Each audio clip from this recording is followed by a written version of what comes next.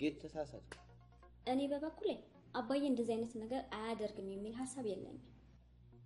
ሸቀጦቹ ጊዜያቸውን አልጠበቁም ብሎ ማንም ወሬኛ የነገራቸውን አምነው ነው። ማዬ ለምርመራ ከእቃው ላይ እኮ ሳምፕል ወስዷል እና እነዚህን መረጃዎች መሰረት አድርገህ አንተ ጥብቅና እንድትቆምላቸው ነው ፍላጎቴ። ይቻትና ሚስቴ አጥርጥሩ ነበር ነው ሚስት ሰው ማስቸግ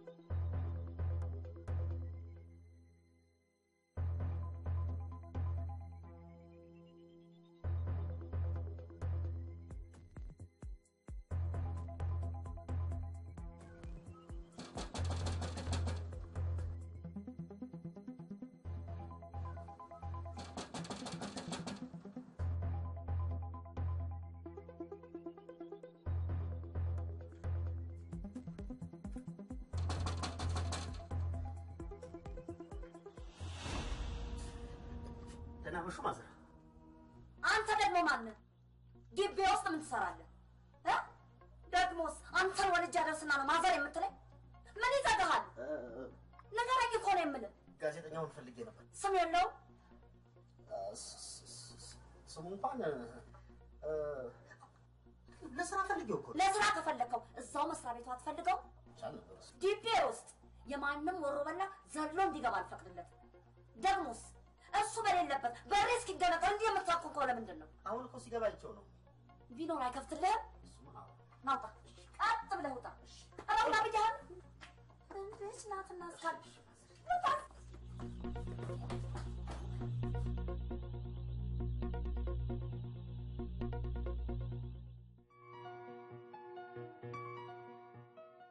ጠበቃ አያስፈልገኝም አልኩኝ። አያስፈልገኝም ለማይረባሉ ባልታ ጠበቃ አቆም። ማማ ቤት እያለች ያለችው እኮ የተሻለ ጠበቃ ዝም በይ አንቺ ዝም በይ። አዎ አባቴ ቀኑ ያለፈበት ሸቀጥ አስገብቶ ሊሆን ይችላል ብለሽ ካልሽ በኋላ እኮ ከኔ ጋር ያለሽን ወሬ ጨርሻለሁ። ማየ እኛ እኮ ለአባዬ ክፉ አስበን አይደለም። ግን ቢሆንስ በሙያው ልምድ ያለው ጠበቃ ያስፈልገው? ቢሆንስ አይሆንማ። አባታችሁን ከኔ በላይ አታውቁት። እሱ ሰርቆም ይሁን ወስልቶ አያውቅ። እኔው ራሴ ደግሞ እከራከርለታለሁ። በቃ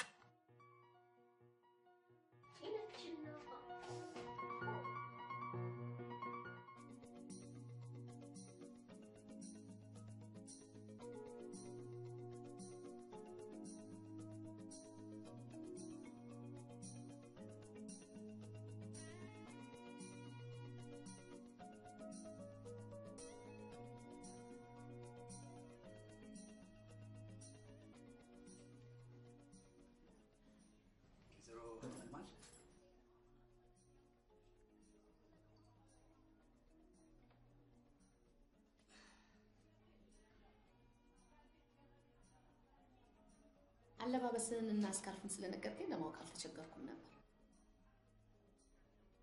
የሚረዳሽ ሰው ነው ሲለኝ ሰዓቱ አልደርስልሽ ብሎኝ ነበር።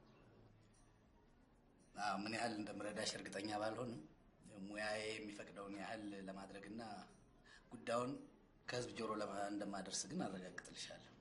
አብርሃም የሚረዳሽ ሰው አግኝቻለሁ ብሎ ሲለኝ ባለስልጣን መስለኝ ደስ ብሎኝ ነበር። ከዛ ግን ጋዜጠኛ መሆንህን ነገር ወይዘሮ አመልማል በደንብ ከተጠቀምንበት ጋዜጠኛም ከባለስልጣን በላይ ነው። ምናልባት አንቺ ወደዚህ ስትመጪ አንቺን ብቻ እንደምረዳሽ እያሰብሽ ይሆናል። እኔ ደግሞ ወደዚህ የመጣሁት በአንቺ መረጃ አማካኝነት ምናልባት የሺዎችን ባብስ ይሆናል በሚል እምነት ነው።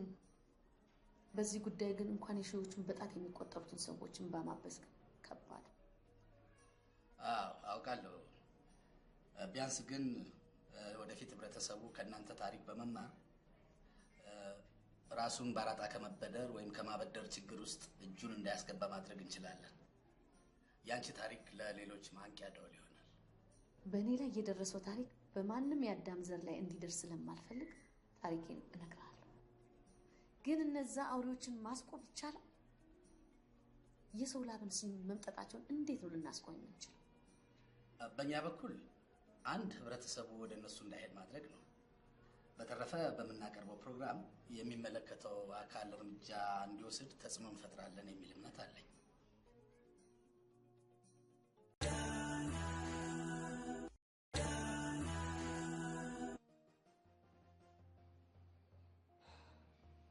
እኔ እኮ የማየ እንደዚህ መሆን ነው ግራ ይገባኝ። አባዬ እንደዚህ አይነት ስራ ውስጥ እንደማይገባ እርግጠኛ ነኝ። ግን በምን እርግጠኛ ነሽ? ድሮስ አባዬ እናንተን አማክሮ ወንጀል ሊሰራ ነበር ሐሳባችሁ? አባዬ እናንተ እንደምታስቡት አይነት ሰው አይደለም። ምንድን ነው የምታወሪው?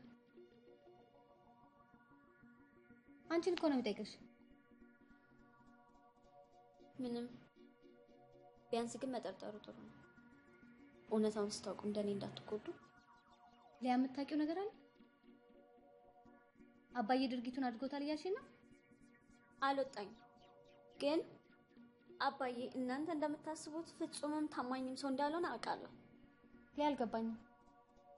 ከመቼ ጀምሮ ነው ስለ አባዬ እንደዚህ መናገር የጀመርሽው?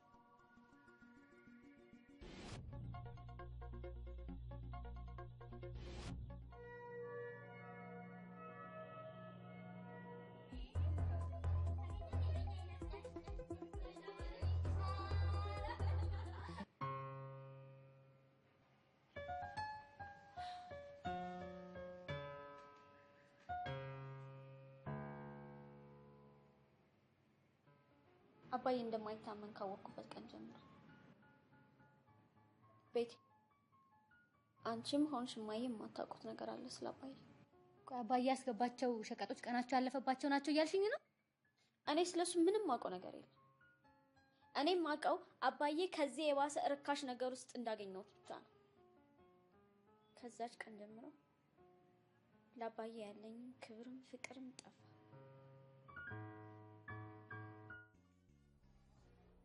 እናም ንብረቴን በሙሉ በጠራራ ፀሐይ ተቀማ። ባዶ እጄን ቀረ።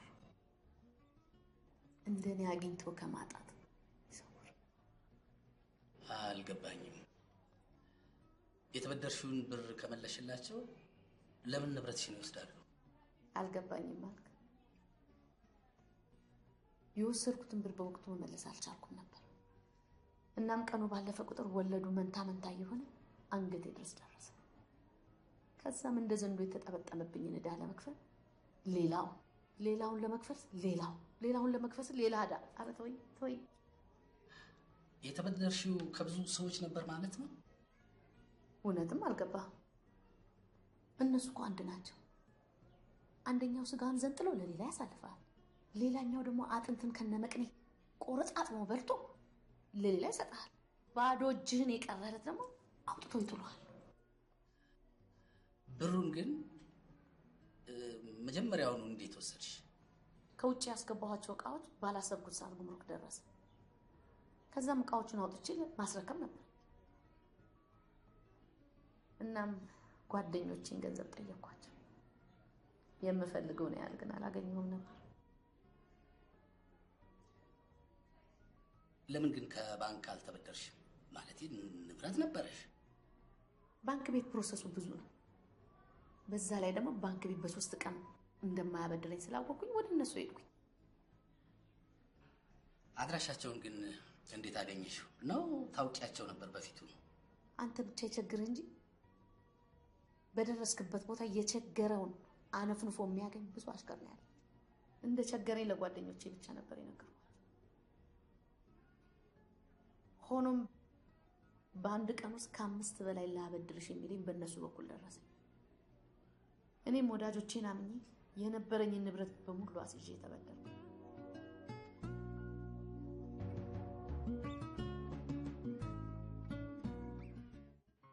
የምር አባዬ እንደዚህ አይነት ድርጊት ሲያደርግ አይተሽዋል?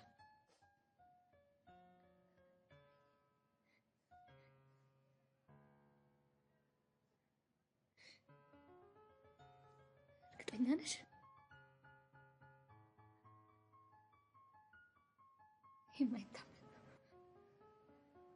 ያውም በእድሜ አንቺን ከሚያካክሉ ልጆች ጋር።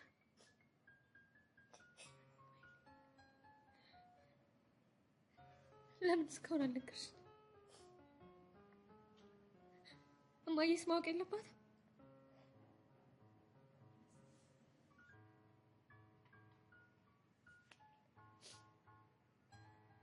እኔ የተሰማኝ አስቀያሚ ስሜት እንዲጋባብሽ አልፈለኩም።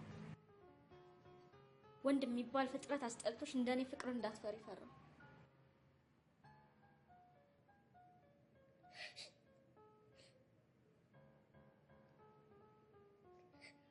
ለአባዬ ለብዬ ማልወደው መጠጥ ስጋት የትም ሳድር ያልሆንኩትን መሆን ጀመርኩ።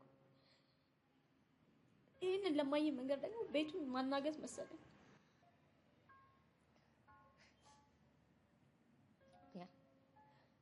ቢያንስ በሆነ መንገድ ማየ እንድትጠነቀቅ ማድረግ እንችል ነበር። የኔ አባዬን በዛ ሁኔታ ማየት ለወራት እንደብድ ሲያደርገኝ ስለነበር ለማንም መናገር የለብኝም ብዬ አሰብኩ። በአንዴ ሌላ ሲሆን ስለዛ ነው።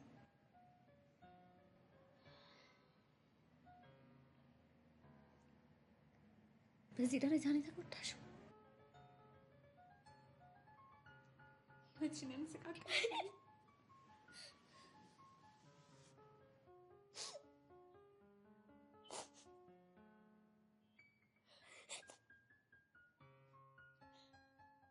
እውነትም አባዬ አይታመንም።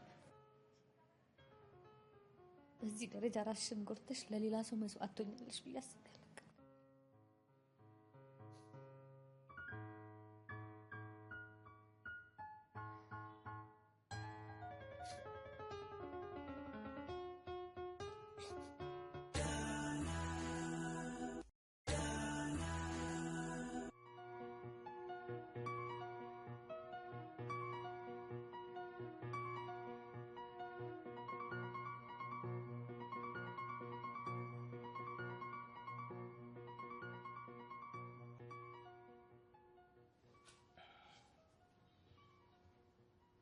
ፋናይ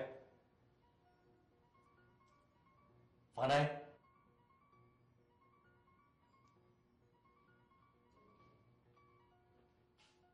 ተቀመጭ።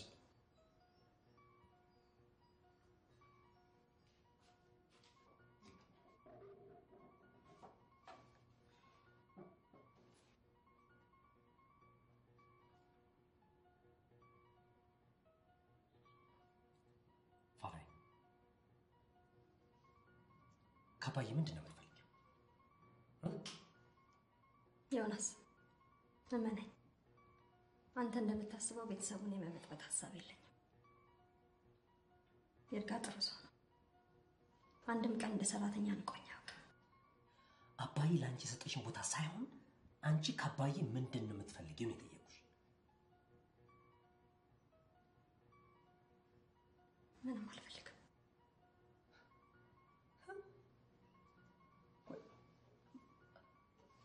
ምንም አልፈልግም ማለት ምን ማለት ነው? ምንም ማትፈልግ ከሆነ እዚህ ምን ትሰሪያለሽ? ይርጋን ላስታምም ነው የመጣሁት። ወደዚህ እንድመጣ በተደጋጋሚ ጠይቆኝ ነበር። እኔ ግን እናንተን ላለመረብሽ ብዬ እምቢ አልኩት። አሁን እንኳን ቢያንስ ሀሳቡን ላሟላለት ብዬ ነው። አሁንም ጥያቄን አልመለስሽልኝም ፋናይ። አባይን አግብተሽ ሚስት ለመሆኑ ፍላጎትሽ? ያ አራጣ አበዳሪውን ያገናኘሽ ሰው ሊያስማማቸው አልሞከረም? ሲጀመር እኔን ለመርዳት ብሎ ሳይሆን ከሰውየው ኮሚሽን ለማግኘት ብሎ ነበር ያገናኘ። ብብቴ ውስጥ ሆኖ ነገር የሚያቀጣጥለው እሱ መሆኑን ያወቅኩት ግን ንብረቴን ከተቀማ በኋላ ነበር። እንደነገርሽኝ ያመጣሻቸውንም ዕቃዎች እንዳይሸጡ አድርገዋል። እንዳይሸጥ ሳይሆን ዋጋቸው እንዲወርድ ነበር ያደረጉት። በዛ ሰዓት ከአንድ ድርጅት ጋር ተስማምቼ ነበር ግማሽ ቀብድ ወስጄ ዕቃዎቹ እንዲገቡ ያደረጉት። ዕቃዎቹን እንዳስገባ ያማከረኝ ሰውዬ ደግሞ ይሄ ጓደኛዬ ብዬ ያመንኩት ሰው ነበር። ማለት ከአራጣ አበዳሪው ጋር ያገናኘሽ ሰው ማለት ነው? አዎ። እና ዕቃዎቹን ዋጋ ሳታጠኝ ነበር ያስገባሻቸው? አጥንቼ ነበር። ግን በዛ ሰዓት ከድርጅቱ ጋር ሙሉ ለሙሉ ዕቃዬን እንደሚረከበኝ ተስማምቼ ስለነበረ ብዙም የገበያውን ነገር አላጠናሁም ነበር። እዛ ጉድ አደረኩ። አራጣ ያበደረኝ ሰውዬ እኔ ከተስማማው ድርጅት ጋር ተስማምቶ ዕቃውን በግማሽ ዋጋ ላይ ያስገባ ተስማማ። አልገባኝም። ከዋጋቸው በታች ማለት ነው? ሰውየውስ እንዴት ያዋጣዋል? ሰውየው የሚያየው ምን ያህል ባወጣ ነው አመል ማልን ከጨዋታ ውጭ አድርጌ አንድ ባንድ ንብረቷን በቁጥጥር ስር የማደርገው ብሎ ነው። ያሰበውም ተሳካ። ራቆቴን አስቀረ። በሽተኛም አደረገ።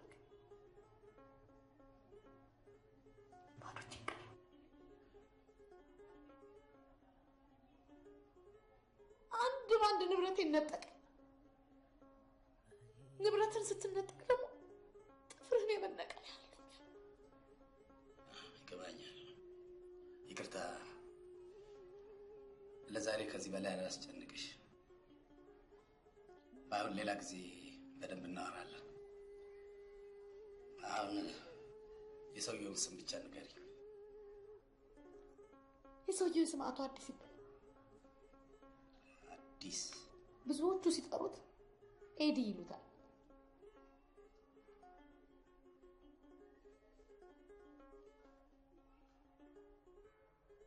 አይዞሽ።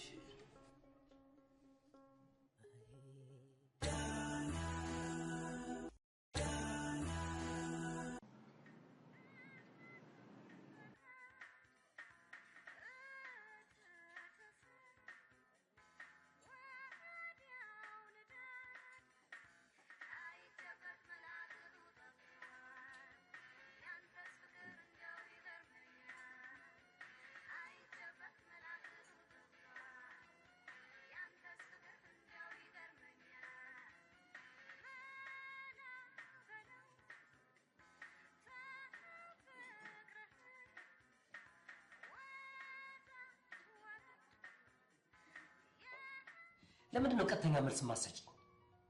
መቼም ከአባዬ ፍቅር ይዞሽ ልጅ እንዳላረግዝሽለት እርግጠኛ ነኝ። ዮናስ፣ መጀመሪያ አካባቢ አባታችሁን ላለማስከፋት ብዬ ነበር ከሱ ጋር ግንኙነት የጀመርኩት። በኋላ ላይ ግን ይርጋ በጣም ያሳዝነኝ ጀመር። ይርጋ ብቸኛ ነው። ሲያመው እንኳን እናንተን ላለማስጨነቅ ህመሙን ይደብቅ ነበር። ምንም እንኳን ሰራተኛ እንደሆንኩኝ ባውቅም ነው ዙሪያ ጥምጥም የምትሄጂው? የጠየቀኝ ገብቶኛል። እውነቱን ልንገርህ፣ መልሱን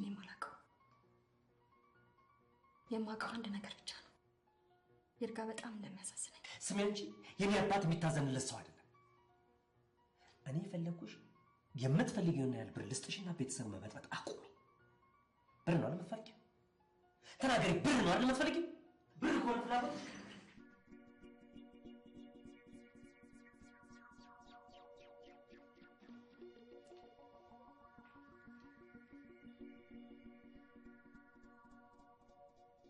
ምን ሆንክ? ከፋናዬ ጋር መዋየት አልችልም?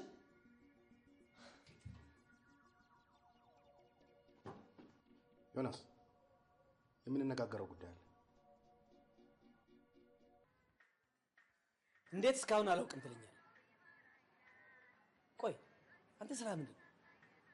ንገረኝ። ስራ ወሬ ማሳደድና ማጥመድ አይደል? አዎ አቶ ማድጉ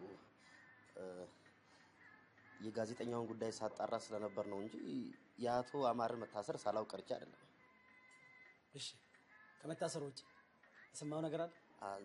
ሴትዮዋ እንደገና ይመርመርልኝ እንዳለችና ፖሊሶቹም ካሁን በኋላ ያለውን ሂደት ፍርድ ቤቱ ብቻ ሊወሰን እንደሚችል ሲያስረዷት ነበር አሉ። ለነገሩ የሱ ብር መቅረት ብዙም አያሳስበኝ። አሳው ቢያመልጥ አሰናባሪውን አጥምቼዋለሁ። ሰውየው ብድር ለመውሰድ ተስማምቷል። ስለዚህ ዳጎስ ያለ ኮሚሽን ይጠብቃል። እሺ አቶ ማረጉ የጋዜጠኛውን አድራሻ አግኝቼዋለሁ፣ ግን ላናግረው አልቻልኩም። አከራዋ ሴትዮ በጣም ደረቅ የሆነች ሴትዮ ነች። ዋናው ነገር ቦታውን ማግኘት ነው። በተቻለ መጠን በተቻለ አቅም በጉዳዩ እንስማማለን።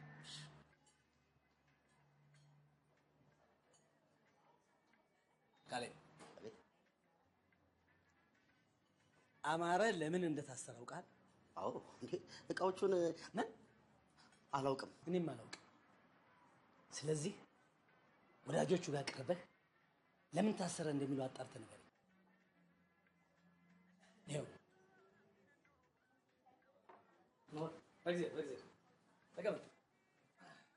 ይቅርታ አንድ አስቸኳይ ጉዳይ ይዞ ስለመጣ ነው። ጉዳያችን መቀጠል እንችላለን።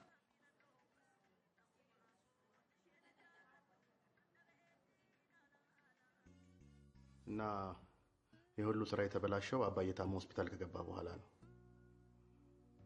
እና የአባዬን ስራ ተክቼ ለመስራት አስቤያለሁ።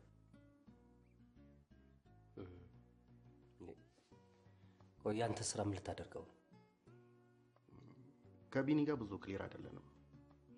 ደግሞ ስራውን ቢኖር እንደ አባዬ ትራቨል ኤጀንት በየቀኑ እኔን ክትትል የሚፈልግ አይደለም። አንተ ካልከበደ ጥሩ ሀሳብ ነው። ግን ሌሎች ቢዝነሶች ውስጥ ሌሎቹን እንኳን ሰራተኞቹ በጥሩ ሁኔታ እያካሄዷቸው ነው። እነሱንም ቢሆን አልፎ አልፎ መከታተል አለበት።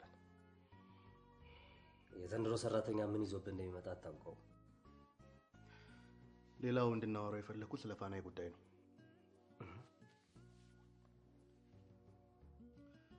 ፋናዬ እርጉዝ እስከሆነች ድረስ እረፍት ያስፈልጋታል።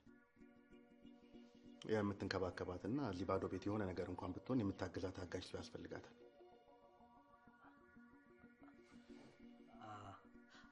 አልገባኝም። ለፋናዬ ሰራተኛ ቀጠር ያልከኝ? ምን እያሰብክ ነው ያለው? ሰማኛል።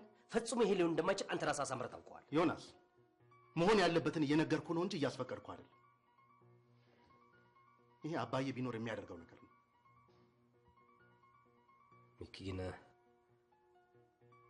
እውነት ባለፈው የተናገርከው የአባዬን ደስታ የነፈገው ዮናስ ነው ብለን የምታምነው?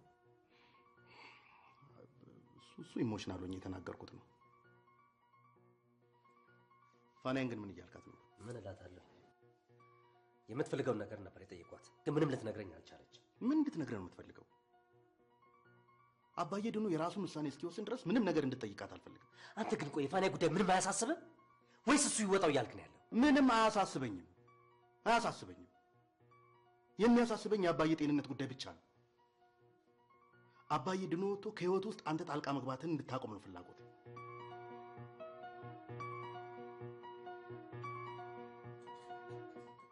ወለዱን ጨምሮ እንዳለው በ3 ወር ውስጥ መክፈል የሚችል ከሆነ ሰየው፣ ካልሆነ ግን ንብረቱን አስይዞ ተጨማሪ ብድር እንዲወስድ መገፋፋት ያንተ ስራ። የምናገኘው የወለድ መጠን ከፍ እንዲል በተሻለ መጠን የመንግስት ስራውን የሚያሰሩ አካላት በተለያየ ምክንያት ክፍያውን እንዲያዘገዩ ማድረግ ይኖርብሃል። ለሱ ምንም ችግር የለም፣ ግን እኔን የሚያሳስበኝ ሰውየው በጣም ጠንቃቃ ሰው ነው። ምናልባት መካሪ አግኝቶ ሐሳቡን ሊቀይር ስለሚችል ቶሎ ብሎ ገንዘቡን ማዘጋጀት ነው የሚሻለው። ምን አልክ? በደንብ አሳምነነዋል አላልከኝ? እሱም አሳምነነዋል፣ ግን ነገር በትኩሱ ቢሆን ይሻላል ብዬ ነው። አሃ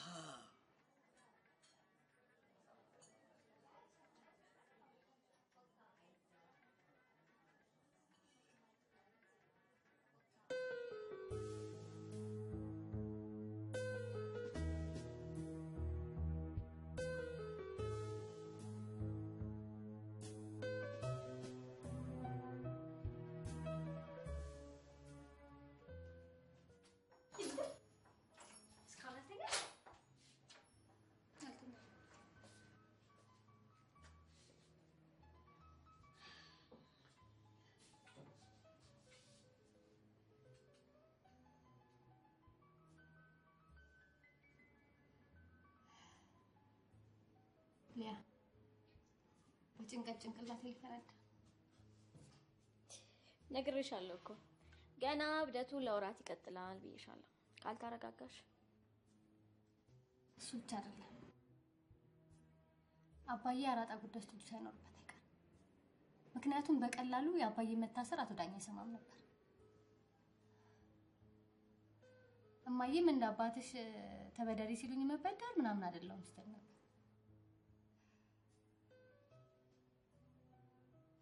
ኤልያስ ምን አለሽ? ወይ አልነገርኩሽም እንዴ? ልክ ቦታው ላይ ስደርስ ኤልያስ ከኤልያስነት ወደ ሰካራምነት እየተገለበጠ ነበር።